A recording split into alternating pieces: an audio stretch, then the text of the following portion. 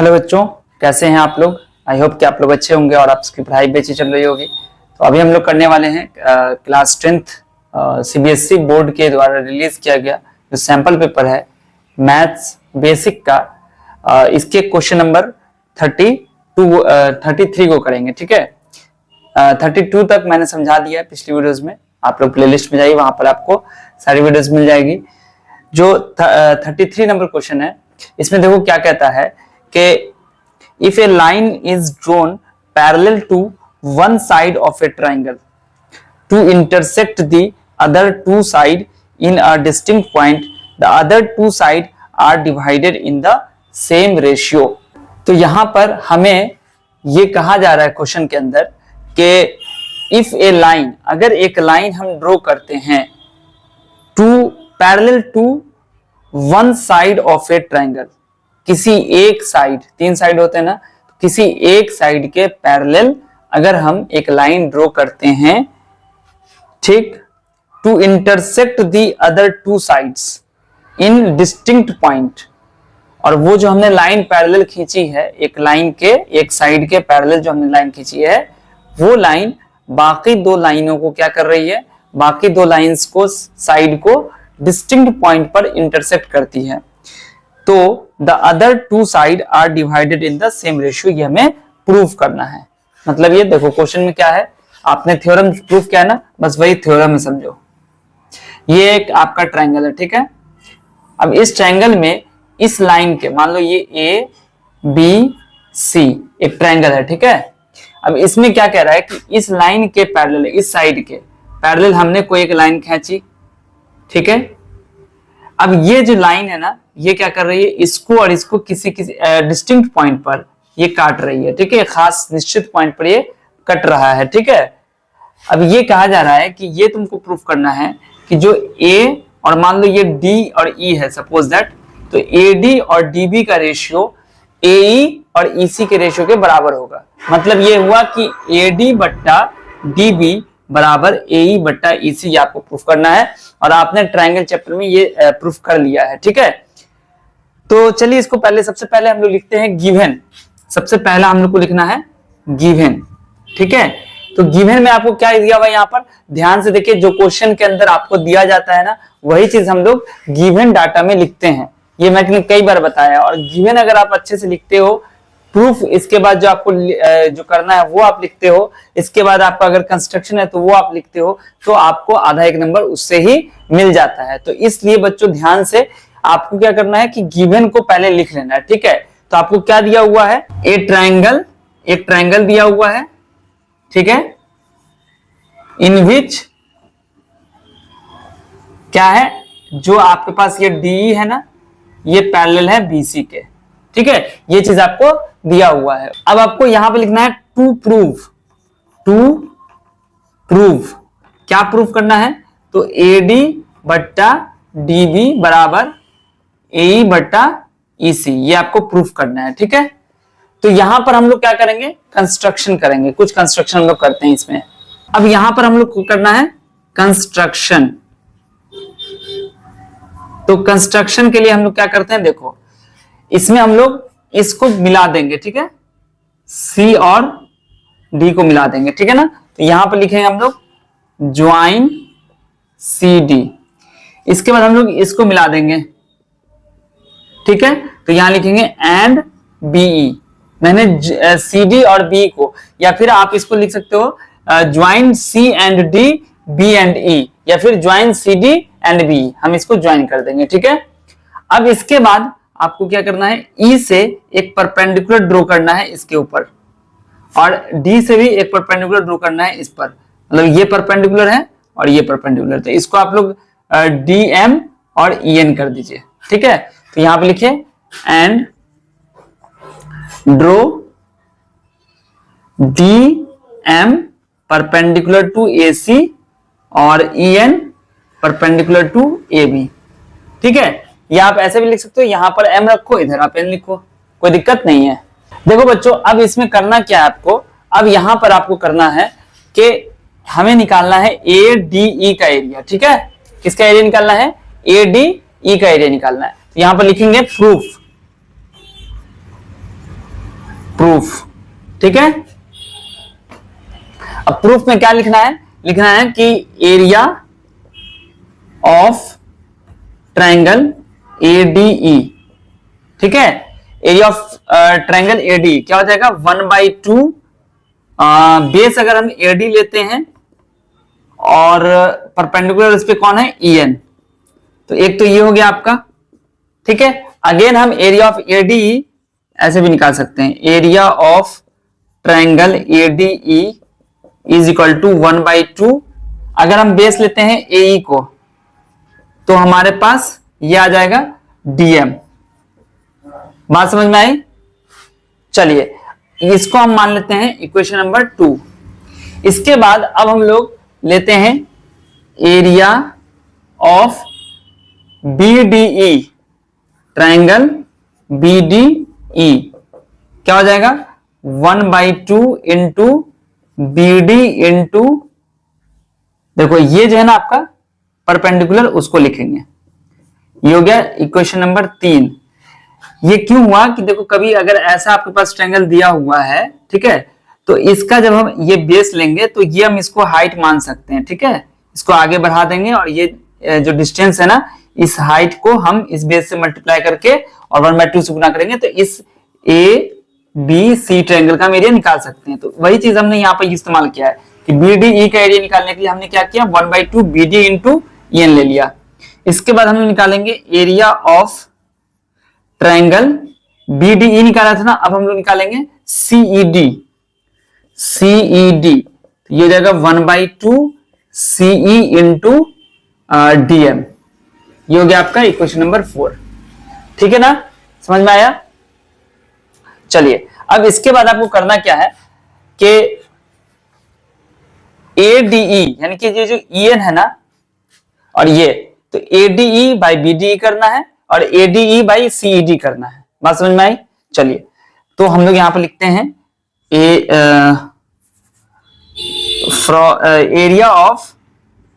Area of triangle ADE, या फिर आप सीधा ऐसे भी लिख सकते हो, area of ADE by area of BDE क्या हो जाएगा? 1/2 AD इंटू EN और यहां भी हो जाएगा आपका 1/2 BD इंटू EN। देखो ये दोनों कैंसिल, ये दोनों कैंसिल, मतलब आपका हो गया AD बाई BD। ठीक, इसको आप इक्वेशन नंबर 5 मान लो। इसके बाद AD BD का एरिया बट्टे में क्यों ना, अब यहां पर आपको करना है इसका और इसका, मतलब ADE का एरिया और इसका एरिया मतलब CED का। तो यहां पर लिखेंगे area of BDE by area of CED क्या हो जाएगा? 1/2। देखो BDE का एरिया कितना है? BDE का एरिया है, सॉरी ADE लिखना है, ADE। ठीक है, BDE का तो इसमें न डाल दिए थे, तो इसका और इसका एरिया करना है और इसका एरिया याद रखना। ठीक है, तो 1/2 AE into DM by 1/2 CE into DM cancel हो जाएगा ये, तो ये हो गया AE बाई CE। इसको हम लोग लिखेंगे इक्वेशन नंबर 6। यहां तक काम समझ में आया? अब देखो ऊपर में ADE और ADE, नीचे में BDE, इधर CED। तो हमें क्या लिखना है? देखो ध्यान से कि ये जो आप देख रहे हो ये लाइन क्या है? इसके पैरेलल है ना। अच्छा, इस ट्रायंगल को देखो ध्यान से, BDE और CED। तो आप देखो इधर मैं आपको छोटा सा फिगर बना के एक दिखा रहा हूं। ठीक है, ये लाइन आपकी पैरेलल है, एक ट्रायंगल ये बना दिया और दूसरा ट्रायंगल हमने ये बना दिया।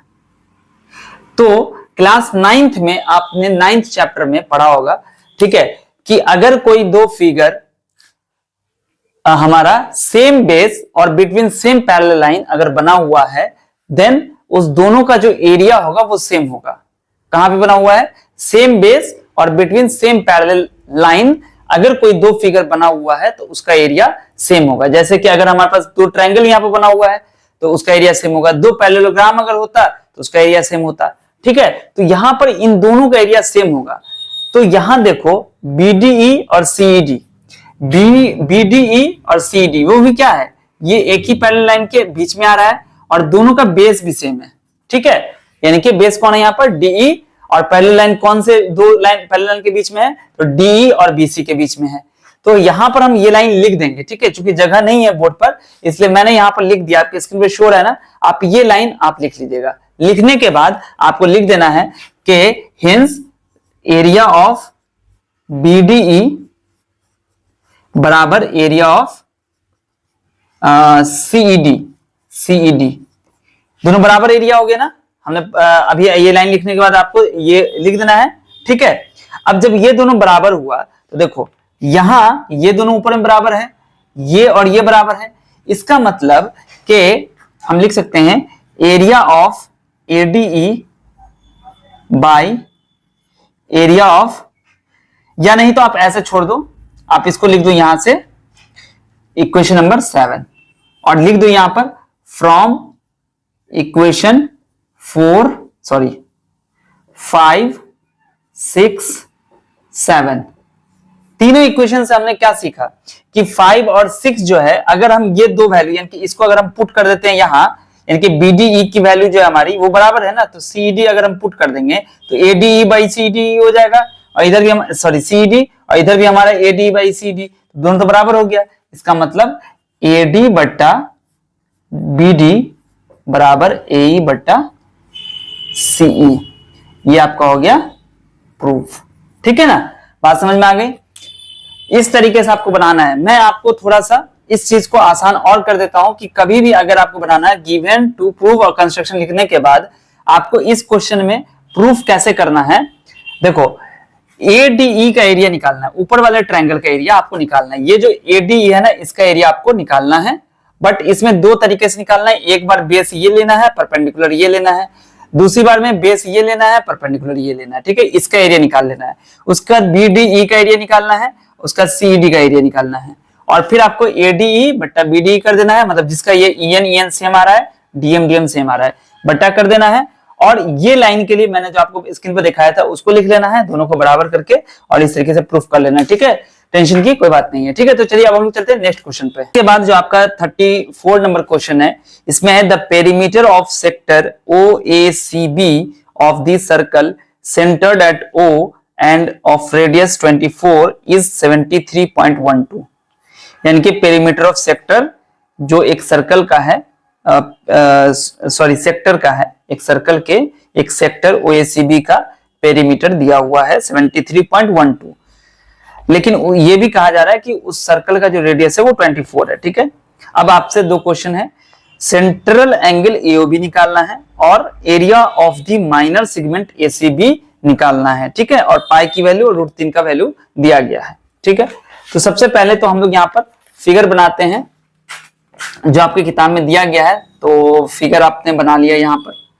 अब इस तरीके से यहाँ पर जो आपका सेंटर है वो है O, और यहां पर A और इधर B, ये इस तरीके से ये आपका ये दिया हुआ है, ठीक है, ये, ठीक है।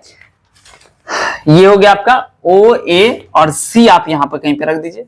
ये आपका क्या बन गया, ये आपका बन गया एक सेक्टर, ठीक है। इसके बाद इसमें आपको निकालना है एरिया ऑफ माइनर सेगमेंट भी निकालना है, मतलब ये हुआ कि इसको मिला देने से ये आपका एरिया ऑफ माइनर सेगमेंट निकालना है, ठीक है। इसका जो रेडियस है वो दिया हुआ है 24, तो ये हम 24 सेंटीमीटर लिख देते हैं यहाँ पर। ये भी 24 है तो यहाँ पर भी 24 लिख दिया, ठीक। अब इसके बाद आपको एंगल AOB निकालना है, यानी कि ये थीटा निकालना है आपको, और दूसरे में आपको एरिया ऑफ माइनर सेगमेंट मतलब ये वाला निकालना है, ठीक है। क्वेश्चन समझ में आ गया। पाई की वैल्यू और जो आपको निकालना है √3 भी दिया हुआ है। पाई बराबर आपको रखना है 3.14 और √3 की वैल्यू जो है 1.73 यूज करना है, ठीक है। तो सबसे पहले हम लोग देखते हैं कि यहां पर जो OACB है, यानी कि जो यहां पर पेरीमीटर ऑफ OACB ये दिया हुआ है 73.12 सेंटीमीटर, ठीक है। अच्छा, पहले तो ये समझो कि OACB जो पेरीमीटर है, OACB का पेरीमीटर वो कैसे निकालेंगे। तो OACB का जो पेरीमीटर निकालेंगे वो ऐसे निकालेंगे कि O, तो O से लेके A तक की दूरी, और A से लेके ये ACB आर्क की दूरी, और यहां से AB की दूरी, तीनों को हम जोड़ेंगे तब हमें OACB का पेरीमीटर निकलेगा। तो पेरीमीटर का जो ये होता है लेंथ ऑफ आर्क, यानी कि यहां पर हम लिख सकते हैं लेंथ ऑफ आर्क प्लस 2 गुने रेडियस। ये जो लेंथ ऑफ आर्क है ये, और 2 रेडियस, दोनों को जोड़ेंगे तो आपको 73.12 आएगा। ठीक है ना। अब लेंथ ऑफ आर्क का फॉर्मूला होता है 2 पाई आर थीटा बाई 360। ठीक है, प्लस 2 इंटू 24 बराबर 73.12। ठीक है ना। अब यहां से रखना है 2 into 3.14 into radius 24 into theta by 360 plus 48 बराबर 73.12। ठीक है। अब यहां से देखो कटने वाला अगर है तो काट दो, 12 दूनी 24, 12 तिया 36, 15 दूनी कट गया ना, ये तो ऊपर वाला कट गया है ना। अब ये 48 को उधर लेके चले जाओ। ठीक है, तो ये आपका हो गया 3.42 को जब 2 से गुना करेंगे तो 6.28 आ जाएगा, इंटू थीटा बट्टा में आ जाएगा 15 बराबर 73.12 माइनस 48, यानी कि 13 में 60 जाएगा 5 और 6 में 60 जाएगा 2, 25.12 आ गया। ठीक है। अब इसके बाद यहां पे क्या करेंगे, थीटा की वैल्यू निकालने के लिए 25.12 गुने 15 बटा 6.28। ठीक है, पॉइंट से पॉइंट हटा देंगे। ठीक है, अब कट रहा है अगर तो देखिए मुझे लग रहा है कि ये कट रहा है। ठीक है, 628 को अगर आप 4 से गुना करेंगे तो 8 चौका 32, 4 गुना 8 11 के 1 हासिल 1, 6 चौका 24 1, 2512 आ रहा है ना, तो डायरेक्ट ये 4 बार में कट जाएगा। तो आपकी वैल्यू आ गई थीटा की 60। तो थीटा की वैल्यू 60 हो गई, तो ये आपका हो गया आंसर। ठीक है, तो हमने थीटा जो है वो 60 यानी कि सेंट्रल एंगल जो था थीटा वो हमने निकाल लिया है। अब आपको निकालना है इसका एरिया, मतलब के सेगमेंट का एरिया, माइनर सेगमेंट का एरिया। तो माइनर सेगमेंट के एरिया के लिए फॉर्मूला होता है क्या, area of sector minus area of triangle. तो आप एरिया ऑफ माइनर सेगमेंट निकाल लेंगे। ठीक है, तो सबसे पहले हम लोग निकालते हैं एरिया ऑफ सेक्टर। ठीक है, तो एरिया ऑफ सेक्टर निकालेंगे, एरिया ऑफ सेक्टर क्या होता है, theta by 360 into pi R square. तो ये हो जाएगा, थीटा का वैल्यू हो जाएगा 60 बट्टा 360 और 3.14 गुने 24 गुने 24, तो 60 से तो कट जाएगा, 6 से कट जाएगा, 6 चौके 24।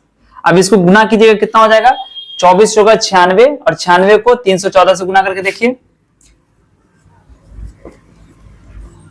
6 चौका 24, 6 दूना 8, 6 का 6 2 8, 6 3 18, 4 नंबर 36, 9 9 3 12, 27 1 28, 4 4 8 10 1 11 10, 301 और 4 4, यानी कि यहाँ पर आ जाएगा 301 4 4, मतलब 301.44 आ गया। ठीक है, अब इसके बाद आपको क्या करना है, यहां पर लिखना है सेंटीमीटर स्क्वायर। अब area of triangle, area of triangle AOB, तो बच्चों इसके लिए फॉर्मूला आपको मैंने बताया था और मैंने एक वीडियो भी बनाई है जिसमें मैंने पूरे के पूरे फॉर्मूला जो मेंसुरेशन में यूज होगा, सर्कल है, ट्रायंगल है, क्यूबॉइड है, सबका मैंने डाला हुआ है, आप देख लीजिएगा। उसमें मैंने बताया था कि ये है आपका कौन सा ट्रायंगल, ये है आपका आइसोसेलेस ट्रायंगल। तो आइसोसेलेस ट्रायंगल के लिए हम लोग यूज करेंगे फॉर्मूला √3/4, सॉरी ये आइसोसेलेस नहीं, ये इक्विलैटरल ट्रायंगल हो गया। आप पूछेंगे क्यों इक्विलैटरल हो गया, क्योंकि ये 60 हो गया, तो 60 ये हुआ तो ये दोनों भी बराबर होगा ना, क्यों, क्योंकि ये दोनों साइड बराबर है तो ये दोनों बराबर होगा, तो 60 ये हुआ तो ये तीनों भी 60 हो गया, मतलब ये आपका इक्विलैटरल ट्रायंगल हो गया। तो इक्विलैटरल ट्रायंगल का जो एरिया होता है वो होता है √3/4 A²। तो यहाँ पे लिखेंगे √3/4 इंटू A का स्क्वायर, मतलब 24 गुने 24, कट जाएगा ना, तो ये हो गया 24 छक्के 144√3। अब 144 को क्या करो, 1.73 से मल्टीप्लाई कर दो, कितना आंसर आएगा, इसका आंसर आ रहा है 249.13 सेंटीमीटर स्क्वायर। 1 2 आ रहा है, ठीक है, 1 2, सॉरी 1 3 नहीं 1 2, ठीक। अभी मैंने क्या बताया कि एरिया ऑफ सेक्टर निकालना है, हमने निकाल लिया। एरिया ऑफ ट्रायंगल एओबी निकालना है, हमने निकाल लिया। अब एरिया ऑफ, जब आप सेक्टर निकाल लोगे, एरिया ऑफ ट्रायंगल एओबी भी निकाल लिया। अब इसके बाद आपको करना क्या है, एरिया ऑफ सेगमेंट निकालना है। तो यहां पर हम इसका एरिया ऑफ सेगमेंट निकालते हैं, ठीक है। एरिया ऑफ सेगमेंट निकालेंगे। तो एरिया ऑफ सेगमेंट निकालने के लिए क्या करते हैं हम लोग, एरिया ऑफ सेक्टर निकाल के और इसमें से एरिया ऑफ ट्रायंगल को घटा देंगे, एरिया ऑफ ट्रायंगल एओबी घटा देंगे। तो घटा दीजिए 301.44, इसमें से घटाइए 249.12। तो देखो 4 में से 2 जाएगा, 2 बचेगा, 3 में से 1 जाएगा, 4 में से 1 गया 3 पॉइंट, 11 में से 9 गया 2 और 9 में से 4 गया 5, 52.32 सेंटीमीटर स्क्वायर। ये आपका आंसर हो गया, ठीक है। तो 33 और 34 मैंने समझा दिया है। एक बार इस क्वेश्चन को मैं फिर से बता देता हूं जल्दी से कि पेरीमीटर ऑफ ओएबीसी, यानी कि आपका जो ये पेरीमीटर है ना इस सेक्टर का, वो आपको दिया हुआ है ओएसीबी 73.12, ठीक है। तो पेरीमीटर ऑफ ओएसीबी यानी कि किसी भी सेक्टर का जो पेरीमीटर होता है वो कैसे निकालते हैं, तो आर्क की लंबाई में दोनों रेडियस जोड़ देते हैं। तो आर्क की लंबाई निकालने का ये फॉर्मूला होता है, इसमें मैंने रख दिया है। अब यहां पर सबकी वैल्यू पुट करके हमने कैलकुलेशन किया तो हमें थीटा की वैल्यू 60 आ गई, ठीक है ना। इसके बाद क्या किया हमने, एरिया ऑफ सेक्टर निकाला, क्योंकि हमें निकालना था एरिया ऑफ सेगमेंट को। तो एरिया ऑफ सेगमेंट निकालने के लिए क्या करते हैं, एरिया ऑफ सेक्टर निकाल के उसमें से इस ट्रायंगल का एरिया माइनस करते हैं। तो एरिया ऑफ सेक्टर हमने निकाला, एरिया ऑफ ट्रायंगल हमने निकाला और इसके बाद हमने दोनों को माइनस करके हमने आंसर भी निकाल दिया, ठीक है। तो आई होप कि आपको समझ में बहुत अच्छे तरीके से आ गया होगा। आप इन क्वेश्चंस को प्रैक्टिस कीजिए, खुद से ही बनाइए और एक बार नहीं बनाइए, 2 से 3 बार बनाइए। क्वेश्चन को सेल्फ बनाइए, आज बनाइए, कल बनाइए, परसों बनाइए, ठीक है, ताकि ये क्वेश्चन आपका ये जाए। बुक से भी आप इस तरह के एग्जांपल्स को या इस तरह के क्वेश्चंस को देख के कर सकते हैं। और अगर कोई प्रॉब्लम होती है आप मुझे कमेंट में बताइएगा, ठीक है। और आपको वीडियो कैसी लगी वो भी कमेंट में बताइएगा। इस वीडियो को अपने दोस्तों के साथ जरूर शेयर कीजिएगा, जितना ज्यादा से ज्यादा हो, ठीक है। मिलता हूं फिर आपसे अगली वीडियो में, तब तक आप सब अपना ध्यान रखिए। वीडियो देखने के लिए आप सभी बच्चों का बहुत बहुत शुक्रिया।